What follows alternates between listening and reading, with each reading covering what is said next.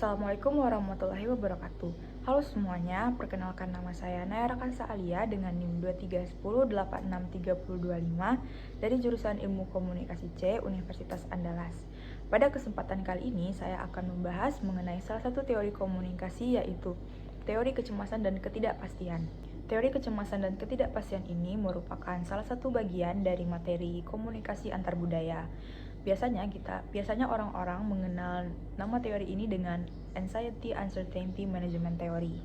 Teori kecemasan dan ketidakpastian merupakan teori yang dikembangkan oleh William Goody-Kunz melalui penelitiannya pada tahun 1985 dengan menggunakan teori yang sudah ada sebelumnya. Teori yang digunakan secara khusus dalam penelitian Goody-Kunz ini adalah teori pengurangan ketidakpastian atau bisa kita sebut dengan Uncertainty Reduction Theory yang dikembangkan oleh Charles Berger dan Richard Calabrese.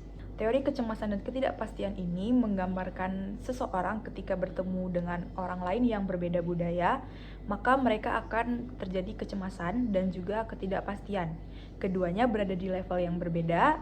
Kecemasan berada di level afektif atau level perasaan, ketidakpastian meliputi level kognitif atau pemikiran.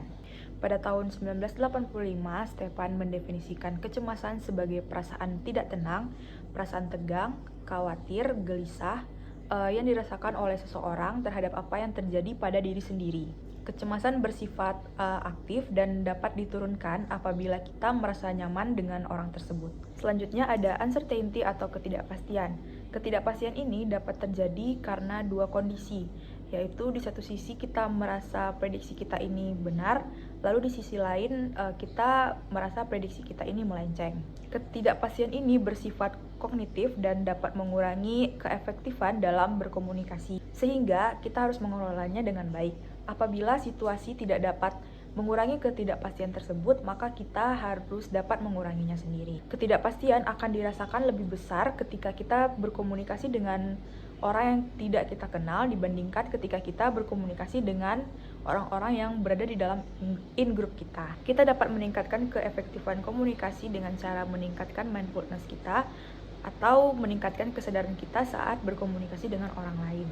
Mindfulness adalah keadaan kognitif yang diperlukan dalam keseimbangan dalam pengelolaan kecemasan dan ketidakpastian agar dapat menciptakan komunikasi yang efektif. Mindfulness juga berguna untuk dapat membuat perilaku kita terhadap orang lain menjadi lebih baik dibandingkan kita harus menggunakan persepsi atau pandangan kita sendiri. Namun mindful juga dapat membuat individu menjadi semakin mengalami kecemasan dan juga ketidakpastian karena semakin meningkatnya kesadaran akan perbedaan budaya yang menimbulkan rasa tidak percaya diri. Untuk contohnya, saat menjalankan double degree di sebuah universitas di Surabaya, terdapat 3 mahasiswa dengan kebudayaan yang berbeda, yaitu mahasiswa dengan budaya Indonesia, mahasiswa dengan budaya Jepang, dan juga mahasiswa dengan budaya Belanda. Karena adanya perbedaan negara dan bahasa menyebabkan ada pula perbedaan dalam mengutarakan pendapat dari masing-masing negara dan juga terdapat perbedaan dalam masalah waktu di berbagai negara. Contohnya pada saat kerja kelompok yang dimana melibatkan mahasiswa Belanda dan juga mahasiswa Indonesia, di sana mereka berjanji untuk mengerjakan tugas kelompok itu pada hari Kamis di pukul 9.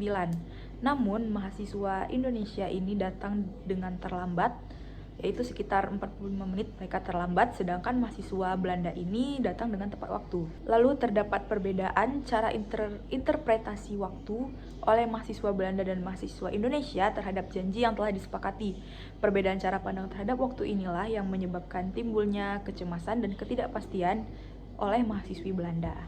Sekian materi dari saya. Assalamualaikum warahmatullahi wabarakatuh.